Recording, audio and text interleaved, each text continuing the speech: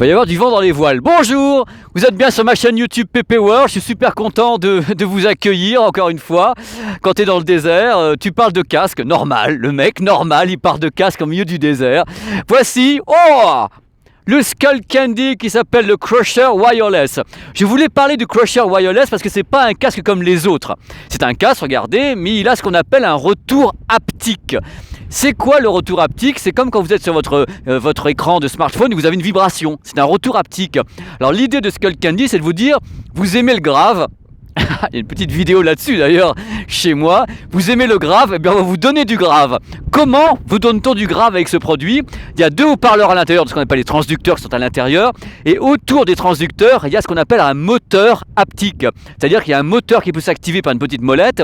Et le moteur fait vibrer entièrement l'oreillette. C'est marrant. Vous avez la vibration en fin de compte des basses, ça peut en mettre de tous les côtés. Donc autrement, c'est un produit qui coûte 150 €. Haut-parleur de 40 mm, modèle dynamique, entièrement clos, qui fonctionne en Bluetooth avec une super autonomie de 40 heures. Vous allez me dire, après tout ça, que vaut ce casque? C'est-à-dire, qu'est-ce que ça vaut sur l'oreille? Alors d'abord, j'ai commencé par l'écouter en filaire, sans mettre les moteurs haptiques, c'est-à-dire en version neutre. Alors le son n'est pas mauvais, hein, l'architecture intérieure interne est pas mal. Il y a un son qui est assez basseux quand même, hein. Si vous aimez le grave, même sur le moteur haptique, il y a du grave, hein. Il y a un aigu qui est assez fin, c'est pas non plus l'aigu le plus fin du monde, avec les médiums un peu en avant. Bref, il y a une présence quand même, on peut pas dire le contraire.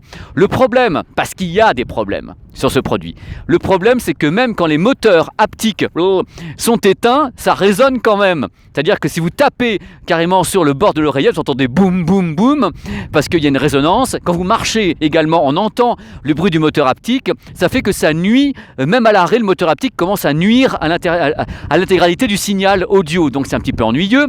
Encore une chose à savoir, quand on met le moteur haptique en route, donc on pousse la molette pour mettre les moteurs haptiques, on peut régler la puissance, ça devient carrément un motoculteur ce truc. Vous avez sur les oreilles du grave, ne plus savoir quoi en faire, ça vibre de partout, ça ressemble à plus rien. Alors je me suis dit, c'est pour qui? Je veux dire, qui va acheter ce genre de produit? Eh bien, je me pose la question, je me dis, mais qui va acheter ça? Je pense que quelque part, peut-être pour certains gamers, qui veulent pouvoir en rajouter de tous les côtés, mettre du grave de partout, ça peut être super intéressant d'avoir des grosses vibrations de grave avec un retour haptique dans les oreilles, ça peut être super. Idem pour les gens qui veulent peut-être écouter des bandes son de films, à un moment donné quand ça pète de partout, voulez-vous dire bah tiens ça va également me péter les oreilles, parce qu'il n'y a pas d'autre mot, hein, ça va vous les casser. Voilà, sinon si vous aimez vraiment la musique, je suis sûr que par contre là je vous aurais peut-être pas envie de rajouter autant de graves que ça, parce que les graves deviennent importants au niveau de l'oreille. Déjà on les entend, mais en plus ils vibrent, c'est-à-dire qu'on a le double effet qui se coule. D'abord tu les entends, en plus tu te fais vibrer les oreilles, la tête, et c'est génial. Voilà, donc pour moi ce produit, je sais pas si je le conseille, parce que je trouve pas la cible exactement, je vois pas ce qu'on peut vraiment en faire, parce que même quand on arrête les moteurs haptiques, on les arrête pas vraiment, et c'est jouer le tambour sur la tête quand même. Voilà, je voulais vous parler du Skullcandy Crusher Wireless. Eh bien j'en ai parlé, et je suis content d'en avoir parlé, et je suis content de pas l'avoir acheté. Voilà, et je vais le rendre à Skullcandy en leur disant, bah, écoutez, merci de me l'avoir prêté, je vous ai dit ce que j'en pensais dans cette vidéo indépendante.